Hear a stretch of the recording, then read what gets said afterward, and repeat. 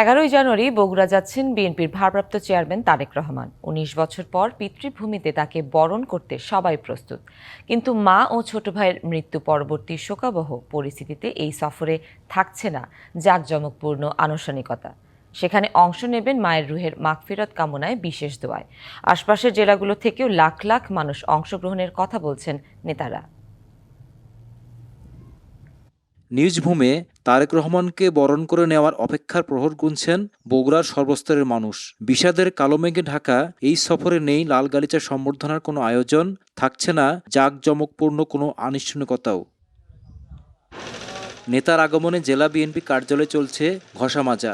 সংস্কার করা হচ্ছে দলের ভারপ্রাপ্ত চেয়ারম্যান তারেক রহমানের জন্য সংরক্ষিত কক্ষটি। প্রস্তুতি নিতে বৈঠকেও বসেছিলেন স্থানীয় নেতারা। আমাদের নেতা তারেক রহমান যখন বগুড়ায় আসছেন, এই সংবাদটা ইতিমধ্যেই ছড়িয়ে পড়েছে। তো মানুষের এত আগ্রহ, এত তাদের উচ্ছ্বাস, আনন্দ যে আমরা তারেক রহমান আসছে, আমরা সেই অনুষ্ঠানে আমাদের থাকতে হবে, ম্যাডামের দোয়ায় অংশগ্রহণ করতে হবে। ৪২ বছর আগে মা বেগম খালেদা জিয়ার হাত ধরে ১৯৮৪ সালের ৫ই ফেব্রুয়ারি প্রথমবার বগুড়া এসেছিলেন তারেক রহমান, সঙ্গে ছোট ভাই আরাফাত রহমান কোকো। সর্বশেষ ২০০৬ সালের ২৪ ডিসেম্বর পিতৃভূমি সফরকালেও তার সঙ্গী ছিলেন প্রিয় ছোট ভাই।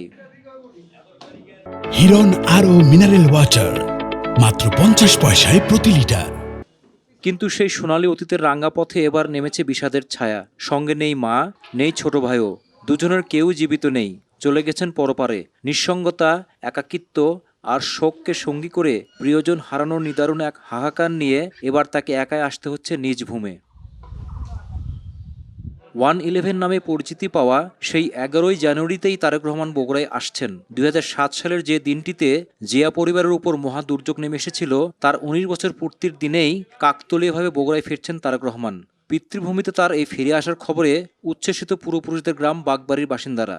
তারেক রহমান আমাদের গ্রামের ছেলে, উনি আসতেছে, আমরা খুব খুশি। গ্রামবাসীর পক্ষ থেকে দলীয় কর্মসূচি হবে। এতদিন দেখতে পারিনি তাকে, এখন আমরা নিজের স্ব ইচ্ছা চোখে দেখতে পারতেছি। এর জন্য আমরা আনন্দ উচ্ছ্বাস করবো আর কি, ইনশাআল্লাহ।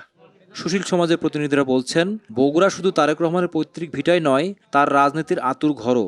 বগুড়ার প্রতি তার আবেগ ও ভালোবাসার কারণেই রাজস্বিক প্রত্যাবর্তনের পর ঢাকার বাইরে প্রথম সফরে বগুড়াকেই বেছে নিয়েছেন তিনি। বগুড়াবাসী ওনার জন্য অ্যাকচুয়ালি বলা চলে বিগত 17-18 বছর ধরেই অধীর করে চেয়ে আছেন। ইনশাআল্লাহ এসে যাচ্ছে আগামী 11 তারিখে। এটা বগুড়াবাসী আসলে অধীর করে চেয়ে আছেন যে উনি ওনাকে গ্রহণ করার জন্য। স্থানীয় নেতারা বলছেন, তারেক রহমানকে স্বাগত জানাতে আশপাশের জেলাগুলো থেকেও কয়েক লাখ মানুষের সমাগম হবে বলে তারা আশা করছেন। মোহন আখন্দ, ডিবিসি নিউজ, বগুড়া।